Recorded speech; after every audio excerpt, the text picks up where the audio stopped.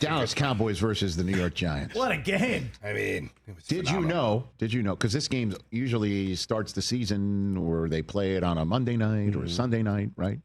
Or it starts the season for either one of them on a Sunday night. It was the first 1 o'clock Eastern game in Dallas between these two since Drew Bledsoe beat Eli Manning. Oh, wow. Manning, Eli? Back in the day. What's it, Wow. like 2007 In a game that, or wait for it, went to overtime. Woo. Just like yesterday's did. Woo. And I'll tell you what, game should never have gone to overtime. No.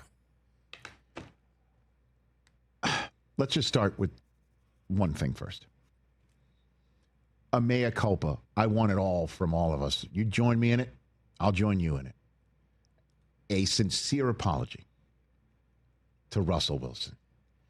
You've got to conjure it up, Chris. I understand the tweet that got sent out last week when he put in mentally tough into all of our timelines.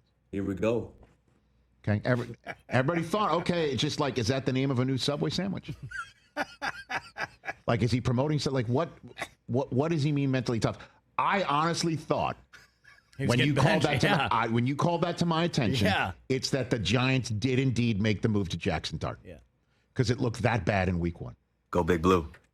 And we all thought Russ, once again, was going to disappoint. We all did, except I'll say this. You and I believe TJ Jefferson in the What's More Likely segment on Friday, what if Russ balls out? Ooh. And you, Chris, said, yeah, but really, do we all expect that to happen? Does any of us expect that to happen? None of us agreed with you, but I think our silence said enough.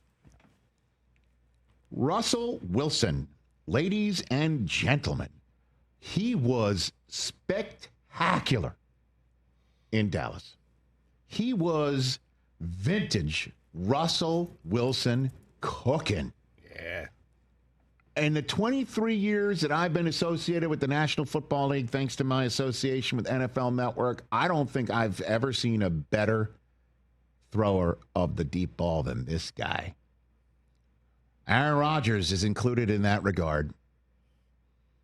You know, Aaron Rodgers is the king of Hail Marys, and guy right next to him is this guy. Deep passing. That's a next-gen stat statistic that we hear all the time. 20-plus yards in the air. Deep passes. He was 7 for 11 for 264 yards, 3 passing touchdowns, and a pretty bad interception in overtime. 66 deep pass touchdowns since 2018 now. That's the most in the NFL per the next-gen stats. 10 more than anybody else. And who thought that was going to happen after what we saw in Washington, D.C. last Sunday? Maybe him and his lovely wife and anybody else in his family. If you put the Giants coaching staff, I'll say it. I haven't spoken to him. I'm just assuming, and we all know what that means. I might be the one who looks like an ass. But you put the Giants coaching staff on sodium pentothal, you put them in a Meet the Fockers basement, and they would definitely not expect what we saw.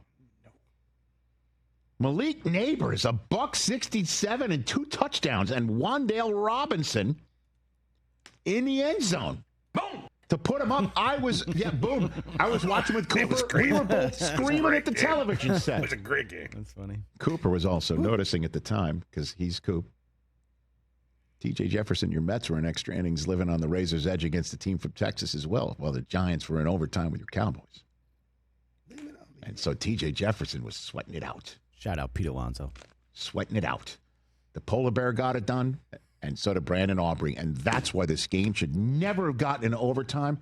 Greg Olson was wondering it, watching the game. He and Joe Davis on the call on Fox.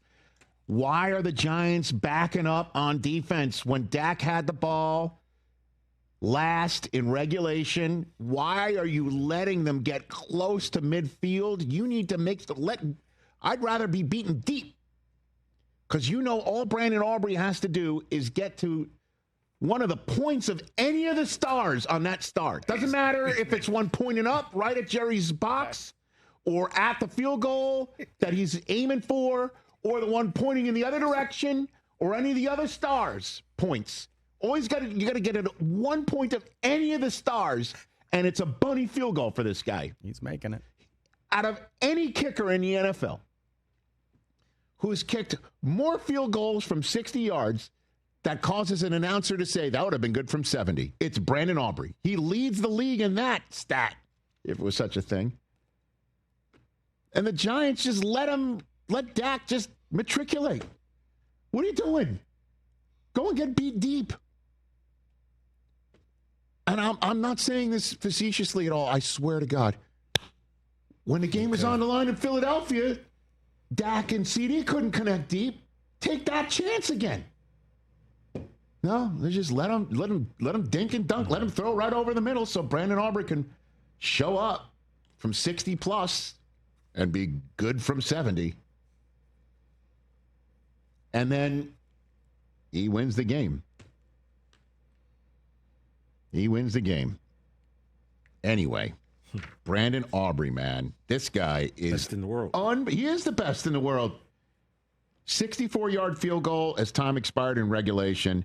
Second longest made field goal of his career. He made a 65-yarder, good from 70, against the Ravens in 2024. And his fifth made field goal of 60 or more yards in the final seconds of a game since 2000. The guy, this is what he does. And the Giants just said, do what you do. And then, of course, it fell apart in overtime for him. But it was the first win of Brian Schottenheimer's career as a head coach. And he needed to survive 6 lead changes in the fourth quarter in overtime. The most such lead changes in fourth quarter overtime in NFL history, so he earned it. We would try it from 70-ish. I mean, we've seen him make those before. We always want to try to get as close as we can, but he's always like, yeah, I'm good. And, that's pretty cool for Dak's always like, oh, hey, what's the line to make? I'm like, yeah, 50-ish, 50-ish. He's like, oh, okay, well, that's like a 70-yard field goal. Like, that's cool. So there's really not one. But the confidence that you see the guy kick with is just incredible. And I showed you earlier we'll keep bringing it up, the statistical difference between starting 0-2 and 1-1 since playoffs expanded in 2021.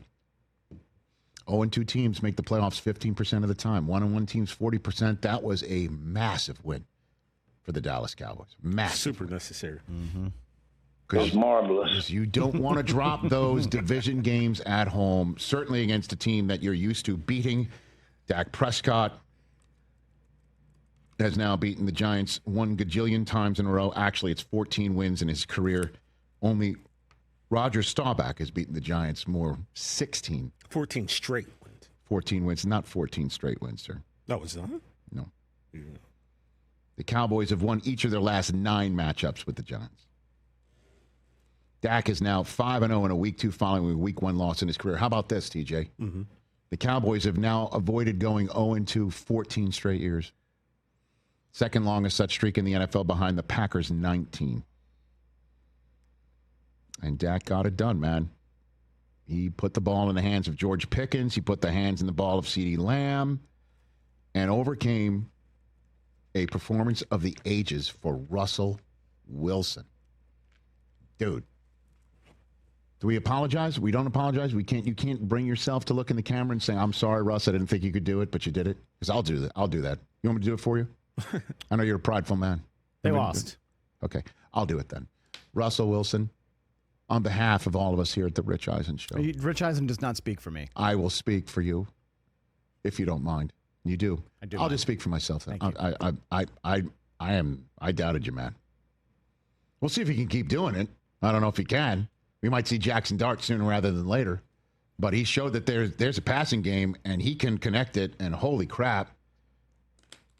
Holy crap. 4th time Russell Wilson in his career. Multiple fourth quarter touchdown passes of 30 or more yards. No other player has done it more than twice since Russ came off the campus of Wisconsin in 2012. And he had this to say when asked if he wanted to spike the football on people who said he couldn't do it. Yeah, I think that you got to respond in the midst of adversity. I think I don't think I know how talented I am. I know what I'm capable of. I don't need somebody to convince me of that. I don't need outside, praise or criticism to convince me of what I'm capable of. I embrace the noise. I don't run from it. And we got to keep answering the call. Like today, we didn't do enough to win. And that's all that matters, is us as a team, us finding a way to win that game. We believe in the guys in this room, the defense battling, the offense battling, special teams. We laid it all on the line, and you can't ask for any more effort and love and passion and energy and work than we just gave. So we're going to have to respond back. Next up for him is the Kansas City Chiefs on Sunday Night Football. The whole country will see if he can do it again. I'll just say this. That's my concern about your Dallas Cowboys, because Javonte Williams is running it, and in a way that I didn't see coming. But that back end of the defense, Diggs does not look like himself, man. Doesn't look like himself. And if they're also banged up on the back end, because Trent McDuffie is going to be coming through that door on Sunday night in New York and New Jersey, and we'll see what happens. I'd proffer to say it'll be a lot tougher for Russ to get done what he got done on Sunday in Dallas. But I just, for the moment, just tip my cap. And the best thing about us, though, it's about us. Which is kind of crazy. Normally, you're on the same page. It was an awesome game. He played phenomenal. He did. Feels like a one-off. But if they can do that against Kansas City, they have a chance to beat them. And then Jackson Dart can just marinate. Hey, you made it all the way to the end. Thanks for that. Check us out every single day streaming live on Disney Plus and the ESPN app 12 to 3 Eastern.